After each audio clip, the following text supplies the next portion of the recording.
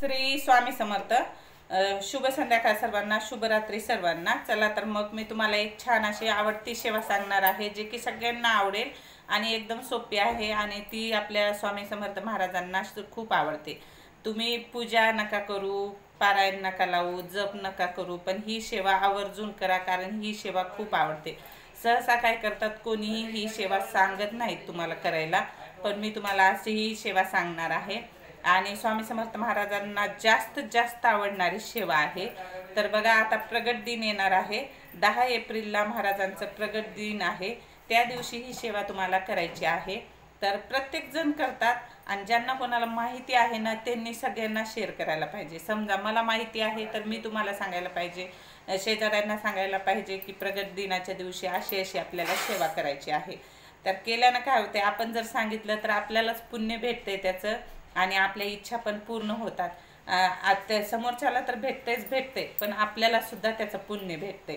त्यामुळे सांगत काय करतात, आता आमच्या इथंच असते ना, होते तसं शेजारी काय करतात बघा। तर समजा जर कोणाला माहिती असेल, एखाद्या वेळेस मी सुद्धा, मला काय होते, कामाच्या गडबडीमध्ये तो दिवस विसरून जाते। तसंच आता काल विसरून गेले। काल एका ताईची कमेंट आली होती की महाराजांचं प्रगट दिन कधी आहे म्हणून, तर मी त्यांना उत्तर दिलं 3 तारखेला म्हणून। सकाळी उत्तर दिलेलं आहे, तर त्यांना मी सॉरी म्हणते, कारण माझ्या लक्षात नव्हतं, कामाच्या गडबडीमध्ये होऊन जातं, तसं लक्षात राहत नाही। तर गेल्या वर्षी 3 तारखेला आलेला होता आणि प्रगट दिन असं तारखेला येत नसतं, हे माझ्यानंतर लक्षात आलं। कारण प्रगट दिन तारखेला येत नसते, जन्मदिवस तारखेला येतो, पण प्रगट दिन तारखेला येत नसते, तिथीनुसार असते। त्यामुळं माझ्या लक्षात नाही आलं, तर त्यासाठी मी सॉरी म्हणते। परत त्या ताईनं मला सांगितलेलं आहे की 10 तारखेला प्रगट दिन आहे, असं असते। जर दुसऱ्यांना आपल्याला सांगितलं, आपण त्यांना सांगितलं, तर एकमेकांना माहिती होतात सेवा कोणत्या पण। आता आमच्या इथंच काय करतात, मी कधी विसरून जाते प्रगट दिनाच्या दिवशी काय करायचे, म्हणजे आदल्या दिवशीच आपण तयारी करून ठेवतो ना। जर प्रगट दिनाच्या दिवशी आपल्याला ही सेवा करायची, तर आदल्या दिवशी रात्री आपण ही सेवेची तयारी करून ठेवतो।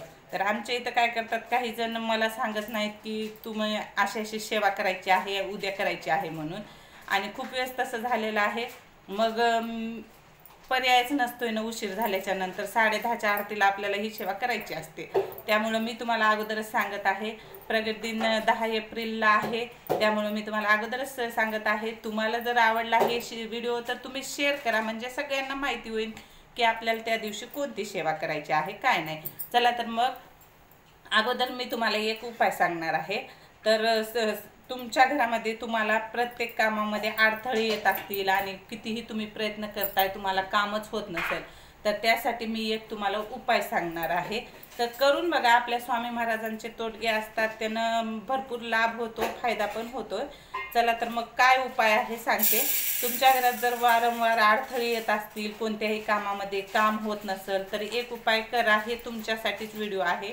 तर हा उपाय करा, तुम्हाला 5 तमालपत्र घ्यायचे आहेत आणि त्यासोबतच 5 काळी मिरी घ्यायची आहे। 5 तमालपत्र आणि 5 काळी मिरी घ्यायची आहे, आणि ते तमालपत्र आणि काळी मिरी दर शनिवारी तुम्हाला ते जाळायचे आहेत। असे 7 शनिवार करायचे आहेत। बघा तुम्हाला फायदा होतोय का नाही। त्याने काय होतंय, आपल्या घरात जर कलह होत असतील, भांडण होत असतील, तर ते सुद्धा होत नाही, ते सुद्धा कमी प्रमाण होऊन जातं त्याचं। आणि करीत जसं आपण सेवा करतो, तसं तर आपल्या महाराजांची आपण सेवा करीत राहिलो ना, आपल्या घरामध्ये तशा कोणत्याच अडचणी येत नाहीत, कलह होत नाहीत। कोणाला व्यसन जर असेल, तर व्यसन सुद्धा हळूहळू सुटून जातं। आणि समजा कोणी सेवेत नसेल महाराजांच्या, तर आपल्यामुळं आपण जर नामस्मरण करीत राहिलं, घरामध्ये फोनमध्ये नामस्मरण लावित राहिलं, तारक मंत्र लावित राहिलं, तर आपोआप सगळेजण सेवेला लागतात आणि आपोआप सगळेजण नाव घेत राहतात स्वामी महाराजांचं, आणि घरातील सगळ्यांचा विश्वास 100% बसतो महाराजांवर, असं होतंय। कारण महाराज आपल्याला देतात तर देतात प्रचिती, पण घरातील प्रत्येक व्यक्तीला प्रचिती देतात। परत त्यांना चमत्कार दाखवतात की मी तुझ्या सोबत आहे आणि तू नामस्मरण करीत राहा, माझ्यावर विश्वास ठेव, मी तुझ्या पाठीशी आहे, मी तुझ्या सोबत आहे, असं प्रचिती देत राहतात महाराज। त्याच्यामुळे आपल्या घरात वारंवार हे होतच नाही, कलह होत नाहीत। महाराजांची जे सेवा करतात ना, त्यांना सगळ्यांनाच माहिती आहे महाराजांचा कसा अनुभव आहे, स्वामी समर्थ महाराजांचा। तर हा उपाय करून बघा. 5 तमालपत्र घ्यायचे आहेत, 5 काळी मिरी घ्यायचे आहेत. दर शनिवारी आपल्याला, प्रत्येक शनिवारी तसे 7 शनिवार तुम्हाला हे तमालपत्र जाळायचे आहेत. ते जाळल्याने आपल्या घरामध्ये जे कलह होते ते पण बंद होतात. आणि जर समजा अडथळे येत असतील तुमच्या प्रत्येक कामात, खूप जुने कामं आहेत, कामं होत नसतील तर ते सुद्धा होतात. चला तर मग आता सेवा कोणती आहे ते सांगते. तर सेवा आहे बघा, आपल्याला अन्नदान करायचे. अन्नदान करायची आहे. महाराजांना ही सेवा खूप आवडते. अन्नदान सेवा खूप म्हणलं तर खूप आवडते. आणखीन जर कोणाला गरजवंताला जर मदत असेल तर ती सेवा पण खूप आवडते महाराजांना. तुम्ही एक वेळेस तुम्ही पूजा करू नका, जपमाळ करू नका, पण ज्यांना गरज आहे त्यांना मदत करा. जर रस्त्यावर एखादा भिकारी पडलेला असेल, समजा व्यसनमुक्त पडलेला असेल आणि त्याला तुमची गरज असेल, तर तुम्ही असं लाजू नका की ते दारू पिऊन पडलेला आहे, तो भिकारी आहे, त्याची कसं मदत करू. पण तिथं तुम्ही मदत करायलाच पाहिजे, कारण ती सेवा खूप आवडते महाराजांना, माहिती का. त्याच्यामुळं गरजवंतांना मदत आणि अन्नदान ही सेवा फार आवडते. अन्नदान मी कुठं करायचं आहे? मंदिरात करायचं आहे, किंवा एखाद्या गरीब ठिकाणी जिथं खूप गरीब लोक राहतात, स्टेशनला वगैरे, फुटपाथवर वगैरे, तिथं तुम्हाला हे अन्नदान करायचं आहे. जर तुम्ही केंद्रात केलं त्या दिवशी केंद्रात केलं तर केंद्रामध्ये लाखो लोक येऊन जेवण करतात, लाखो. आणि तुम्ही दिलेलं जे अन्न असते तुम्ही थोडंच देता. आपल्याला खूप काही सेवा करणं होत नाही, माहितीच आहे ना आपल्याला. आपण काय करतो, थोडंसं 10-12 पोळ्या, भाजी वगैरे सगळं आपण महाराजांच्या आवडीचं करतो. किंवा जर घरात महिलांना करणं नाही झालं तर काय करतात, विकतचं जिलेबी, बुंदीचे लाडू असं घेतात आणि दान करतात, महाराजांच्या केंद्रात नेऊन देतात. पण तेच तुमचा तुम्ही कुठून बी आणा, बाहेरून आणा, घरात शिजवून द्या, पण तेच तुमचा जे दिलेलं अन्न जे आहे ना, महाप्रसाद होतंय आणि सगळ्यांच्या मुखामध्ये जाते. सगळ्यांच्या मुखामध्ये गेल्याच्या नंतर सगळ्यांचे आशीर्वाद आपल्याला लागतात. आणि ती अन्नदान सेवा खरी सेवा आहे. आपण तर तशी सेवा घरी खूप खाऊ घालतो, पाहुणे रावणे सगळ्यांना, पण ही मेन सेवा आहे की इतर लोकांना खाऊ घालणं. आपण इतकं जरी दिलं तर ते काय करतात, आपलं अन्न तिथं नेऊन त्यांचे ते पातेले जमा केलेले असतात त्याच्यामध्ये मिक्स करतात आणि लाखो लोकांना खाऊ घालतात. तर तुम्हाला मी आमच्या इथं केंद्रामध्ये तशी सेवा खूप करतात, मी तुम्हाला दाखवणारच आहे. कारण आता तुम्ही माझ्या चॅनलला व्हिडिओला कंटिन्यू राहा. मी तुम्हाला आमच्या केंद्रामध्ये कसं असतं, केंद्र कसं आहे, पहिले तर व्हिडिओ सोडलेले आहेत, पण आणखीन तुम्हाला दाखवणार आहे की किती लोक येतात, किती लोक जेवण करतात.